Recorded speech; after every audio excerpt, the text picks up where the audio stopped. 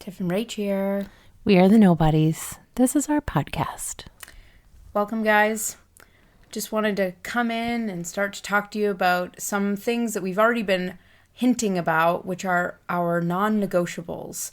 These are the things that we've been talking about: consistency, daily movement, taking our lives with us as we travel with no excuses.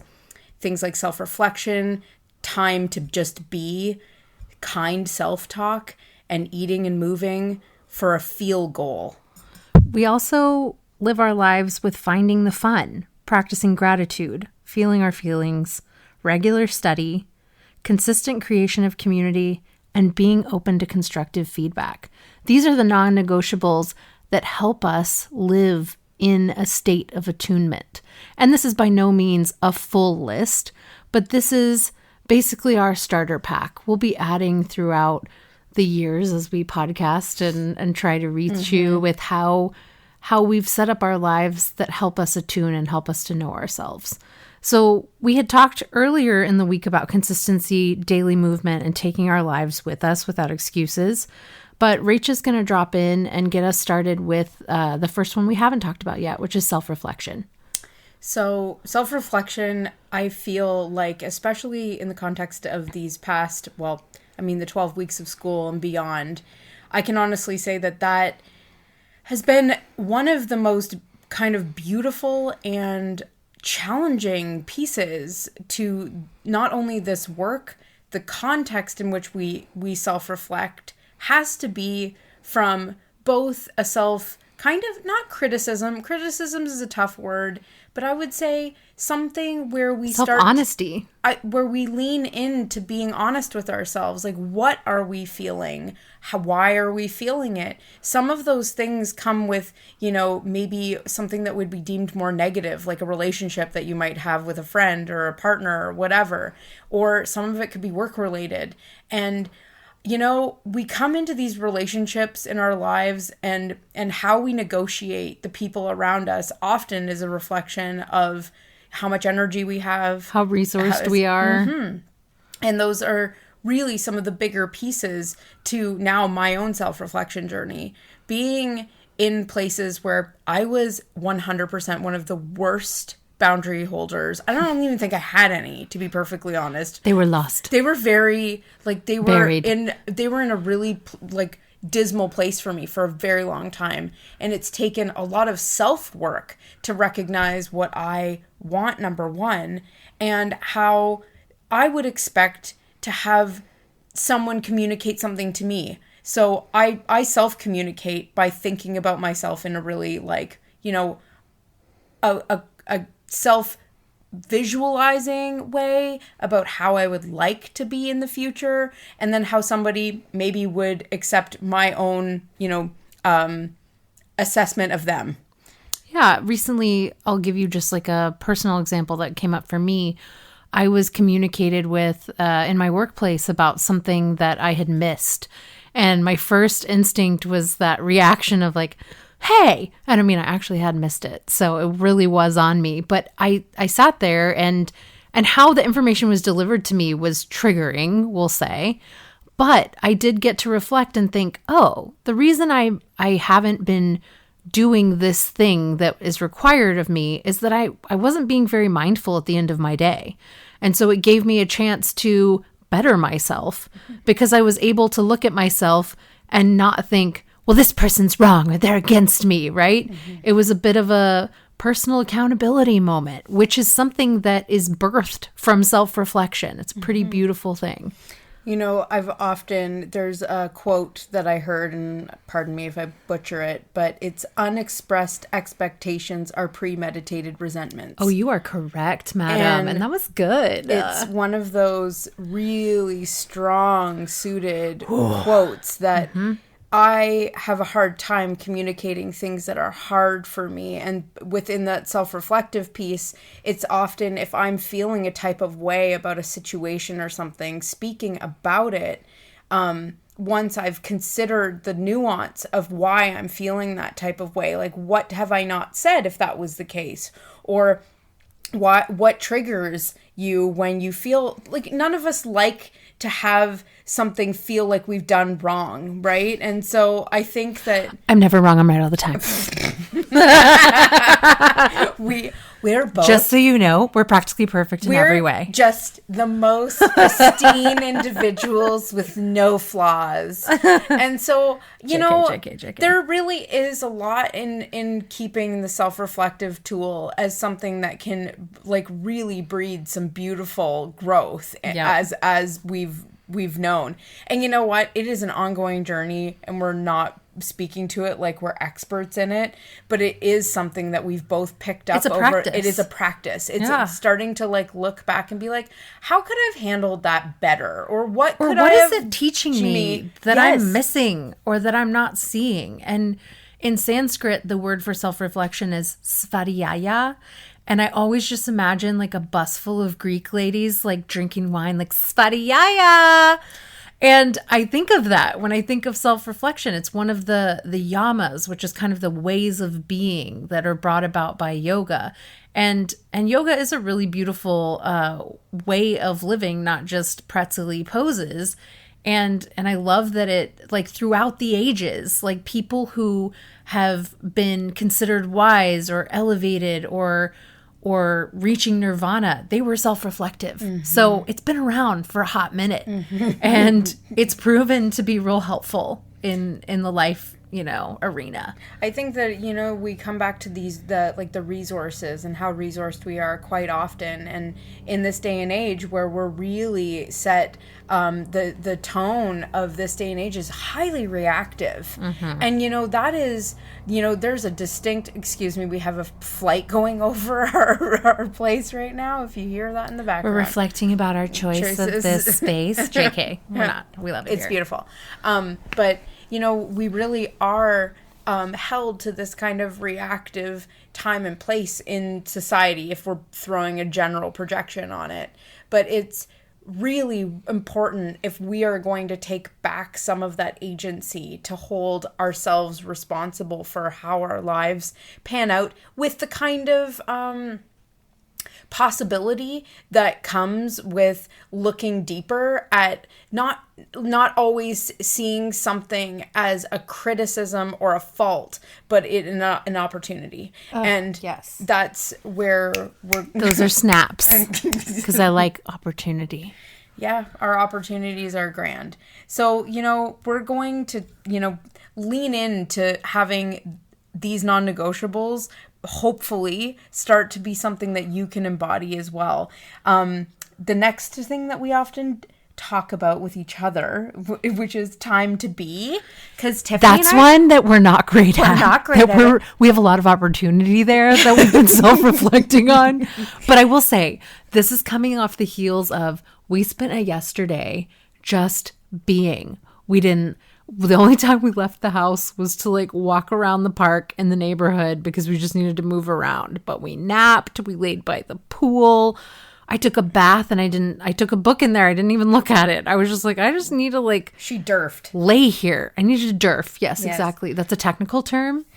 It's where we kind of shut everything down except for the basic needs and necessities. It's also called going into the consumption. Oh. It's like an 18th century illness. You have to put the back of your palm on your head. To the sea to join us right now. You lay down, you put the back of your palm on your head, and you say, I'm in the consumption. And you stare off wistfully. You typically have to go to bath to recover. Very much. You have to go to bath. But that's one that we're working on. Even if it's just a little chunk of time in your day, maybe it's 5 minutes that you stare at the wall or you lay with your eyes closed but don't sleep, like just giving yourself little spaces to just be and not be productive and doing 25,000 things at once like we are wont to do. Mm-hmm. And so many times when you do allow that for yourself, what you end up finding is what productivity you get out of that moment that's passed that you've given to yourself to just be, you become way more productive. It's not a thing that it's not wasted space. No, and it's not where it's wasted time or energy. You can't multitask your whole life away as much as we would like to and have tried to. Our notes reflect in our phones. when every note starts to say high priority, or when every note says organized notes. We be cray. It gets a little bonkers. So we want you to like take the time to start once a day. Like we've gone through, if you've listened to our previous episodes, we've talked about some attunement exercises where you're feeling where you are in space. Yeah. That's a proprioceptive exercise. Mm-hmm. And so when you are feeling where your body is, where the weight is in your feet, where you feel the space in your pelvis, where you feel your breath is or is not. Those are ways that you can just be with yourself, and it really is a 1-minute practice. Mm-hmm. And that can just help you like realign and start to have a little bit more like we're saying, agency over your day. Space bubbles of being. Yes. Give it a shot. See what you think. Let us know. Those are the kind of shots we're in for. Yeah, shots. All right. So the next one is kind self-talk. And I will say this has been something that I have been working on over the course of the last 5 years. I made an agreement with myself in 2019 that I would move my body once a week for myself no matter what. And not only that, during that time, I also made an agreement with myself that if I was going to say anything to or about myself, it had to be something that I would say about someone else, a friend, a family member. Like I couldn't keep berating myself silently when I looked in the mirror or when I made a mistake or when I just wasn't feeling good, right? We actually had, I actually had a really lovely moment just earlier this week when one of our classmates, she's this really highly intelligent PT that is in school with us and hilarious. It's so funny. She's cracks us up. But she sometimes, like, she wants to do so much. And she'll often say, I'm so bad at this. I'm just like, she just throws out these self-deprecating lines. And she's the only person in class that literally never takes a note and remembers all of the nuance behind the technical pieces and all of these things. And she wants to learn it so well and to get it done. She's always saying to Tiff and I, oh, but you guys had all this expertise in touching bodies and I've never done this. And she's really done such a beautiful job at getting like her hands onto people and with them. Gifted. She's Truly very gifted. And it was going out of our salon, which is the, like, on pause, literally, salon pause. But between, we are not affiliated with salon pause. We're not. But we see a lot of marks on people's bodies from them. It's when we are waiting to go into our session with our models. And she went out of that where we are practicing our techniques and where sometimes you can get a little bit frustrated if you're not getting something exactly right. And we went into the classroom and she was berating herself. And whether or not it was in a bit of a joking way or not, I just kind of took her by the hands. And I was like, would you ever say what you're saying to another person? She's like, no, I wouldn't. She's like, why am I doing this? And I was like, I don't know why you're doing this, but you're really great at this. And we had this like adorable little pep talk moment. And it was a great time for me to self-reflect on how I can be that way with myself. And I was like, okay, here we are. Let's do this. And when she came out of the session, she gave me the most giant hug. And it was so adorable because she was just like, I just had like the best session. I don't know why I do that with myself. I don't know how I managed to feel this type of way. And I was like, I don't know either. But I was like, let's make a pact that only things that you would share. And we're not saying it's never something that constructive or the feedback, but it's and it can be like really good. But speak it to yourself like you were 8 years old, or speak it to yourself like you were a child, or the person you love. Exactly. Yes. How you with care. Yes. Like make it constructive. Like we do make mistakes, and we can say, "Man, that was challenging, and I chose wrong, and I want to do better." But you don't have to go into a shame spiral because it gets you nowhere fast. Been there. Yeah, lots of times. We're going to talk one day about being in couch. You will learn about the years of in couch. So the next one, it's kind of relative to that, is eating and moving for a feel goal. And this is something that when I taught yoga and when I taught movement and restorative Pilates, that I always spoke to my clients. And I never gave lists of options in order of hardness, quote unquote. I always had people trying things for a feel goal. I want you to feel your glute, and I want you to feel it unwinding. I want you to sense your lower leg or your foot in this movement. And so it was always about what and how much you could feel, not can I do the hardest thing? Can I, beat someone else? Like all of this comparison that we get in our psychology, right? And eating for me is the same way now. Like I've done every single cleanse and diet and everything you might ever imagine when I was younger. And people ask me all the time now, like, oh, what do you eat? And I won't tell them because I want people to eat for a feel goal for themselves. First of all, I'm not a nutritionist and I like to stay in my scope, but I eat to feel elevated and energized. If I eat something and it drags me or it makes me feel tired or it makes me feel bloated, I don't eat that, right? Like I choose things that make me feel ready to live and give more energy. And I can speak to that. It's interesting because little, side note into Rachel's history is that my family had a restaurant for 60 years. And in that, you appease a type of the type of food we served was homemade and all of the things, but it's not something that I ate. And it wasn't that it was wrong for someone else to eat that. It didn't give me energy, some of the things that we made. And some of it was because it was, some of the stuff that probably overall should be consumed in lower amounts than it does these days. But once again, we're not nutritionists. The feel goal though to me was that I was always guided. And now granted, sometimes I was misguided because I thought because someone else had told me that something worked for them, that it would work for me. Which is why I don't tell anybody anything about that. No, we don't tell anything. And what we're talking about with attunement, it has such a feel about it anyway. And proprioception is how we perceive our body in space. Mm-hmm. It's all about feel. It's all about having a felt sense of ourselves. And it's not that you can't take advice or listen to information from other people, but it's having that gut filter of, okay, I have this new information. I'm going to try this thing. Is it right for me? And that is what attunement can tell you. Yes. Right? And that you're not just barreling through because this is the thing that was supposed to be the thing for me that worked. Mm-hmm. It's where you're pausing. You're I'm going to give this a week or 2 weeks. And I'm going to be curious. I'm going to be curious about it and see what is the thing that is right for me or more right for me. And you know what? Guess what? That shit changes all over the time.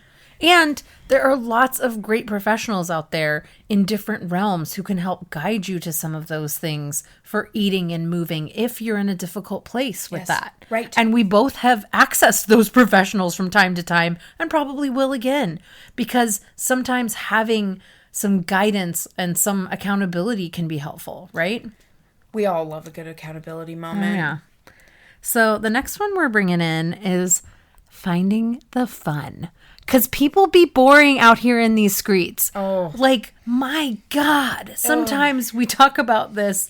And I know part of this is a lack of resource, right? If you're tired and you're zapped and you're not feeling well, it's hard to find the fun, right? But if you find that you're never having fun, that's a problem. Let's look for some. Let's find seek it out.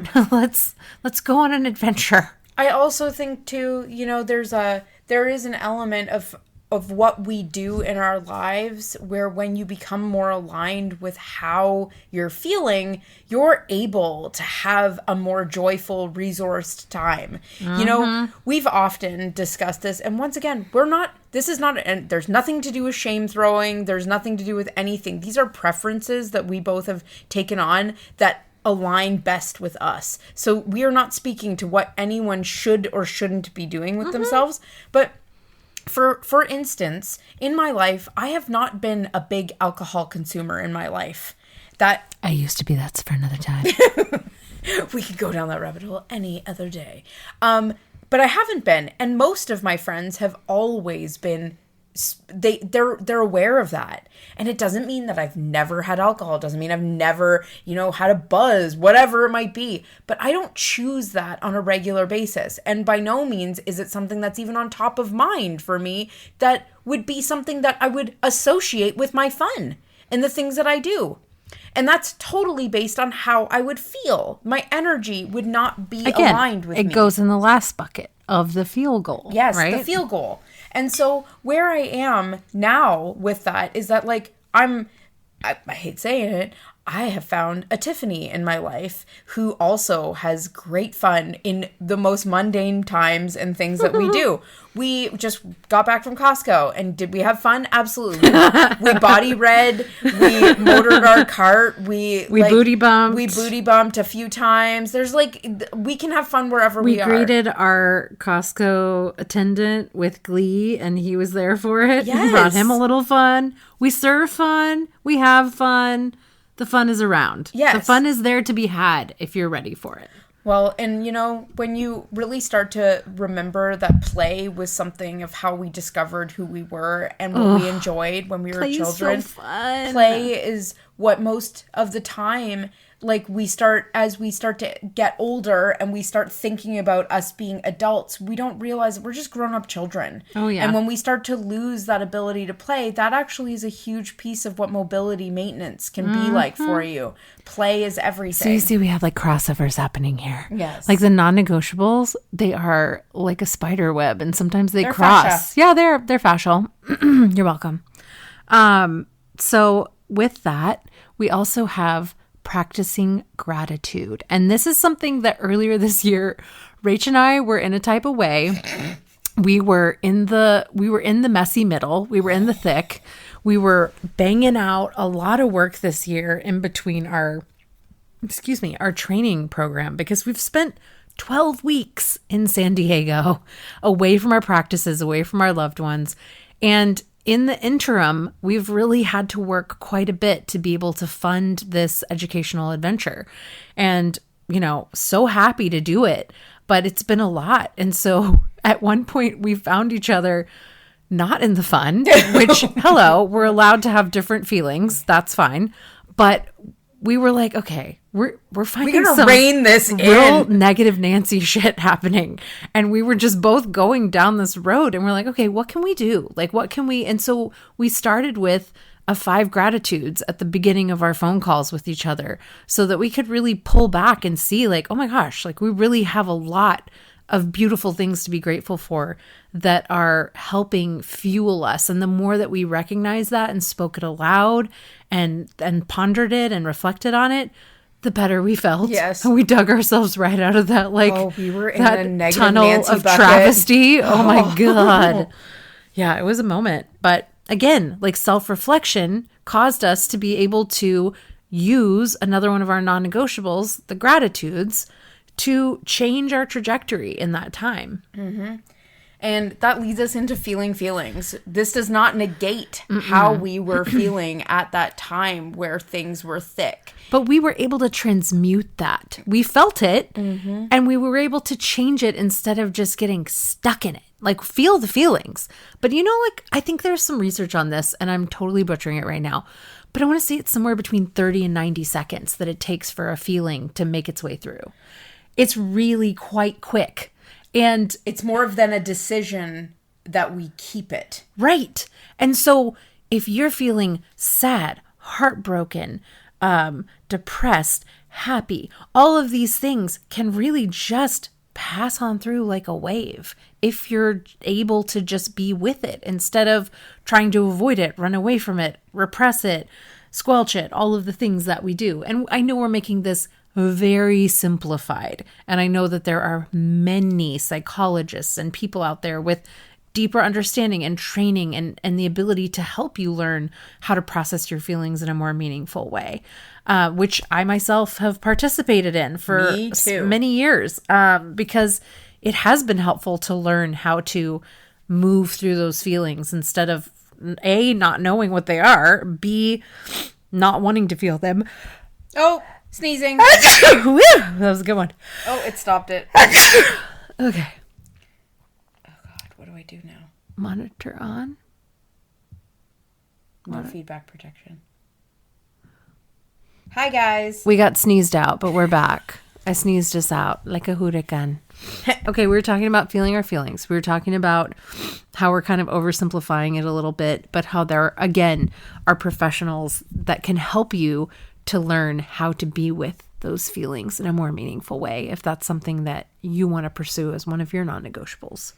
Yeah, there's the idea of the samskara from... Yes, I love that. We love Michael Singer's books. Yeah, The and Untethered samskara Soul. is also part of the yoga, the yoga, as it were.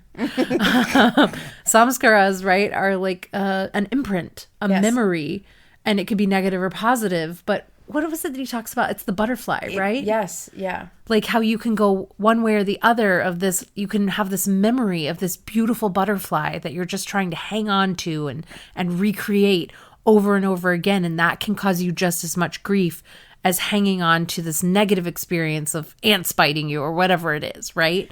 You want to be able to let all of the feelings go. It's so you have space for the new ones that come so in. The joy goes, the happiness goes, the sads go, The negatives go. Just a little tie back to our experience here in fascia land. We have had some interesting experiences. I myself, in a very sensitive area around my pubic bone, was thinking, oh my God, I'm going to have this like intense feeling episode. And I did, but it was actually joy. And I was really surprised by that. But I was like, yeah, I was highly emotional about what happened, but it was joyful. And I also had to let that go. Yes, absolutely. You know, and there's been some surprise moments in the fascial land because neuropeptides are what we feel feelings with, serotonin, dopamine, and all those things. Little hormone packets and they're in the fascia. They are in the fascia. And so we talk about it often, that there's sometimes an emotional release that's not emotional with a story. It's just has a feeling. So it's not like you attach it to be like, oh, that time that a dog bit me or whatever. Sometimes it can be that way, but not always. Not all the time, though. And which is a very interesting difference in how we discuss emotion sometimes within the scope of fascial work. You know, this kind of leads us really into what we've considered, and truthfully, before I met Tiff, this has been something that my life has been driven by, is an intense curiosity and regular study. And we both are like crazy interested in a million different things. And our time is always the limiting factor and the precious moments that we get to do those things. And I mean, this concentrated time that we've spent here in San Diego has been unbelievable to have the expertise that we have at our fingertips, literally. On a professional level, on a personal level, like it has been so energizing and so catapulting of this level of knowledge and information and felt sense all commingling.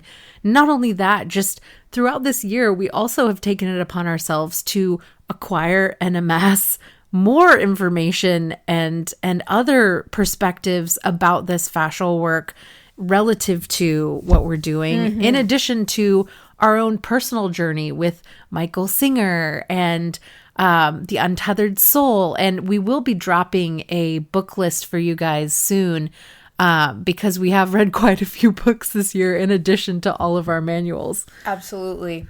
You know, some of our book lists are things that I find myself, people will be like, what are you reading? What are you doing? What are you this? And once again, sometimes like that's one of the greatest things is by referral, as we know in the world of body work. I didn't really ever have to advertise. That's not a gloating moment for me, but it was one of those really amazing things that you start to see in communities, that there's this element of someone seeing you for something that you offer that's different or that has really served them. And it comes to be that you are that thing for them and you get to, you really get to enjoy the idea that everybody around you gets to learn from you too, and that you get to learn from them. Absolutely. The listening We're part each other's teacher. We are. I learn every day in my practice, and it's one of the coolest things. It's a little collection of constant learning, and it's funny. Sometimes I find myself in a little frustration with something, and as soon as I find myself in that place, I'm like, wait. This is you just need to be curious about this because this is interesting. And as soon as I make that sort of transmutation, I'm always more open to what's next instead of being led by fear in that moment, which is pretty great. You know, we're coming down to our second last of our non-negotiables that we have on our list, which is very apropos for today, is that Tiffany just got back from the pickleball court, and Dennis and I went to the beach.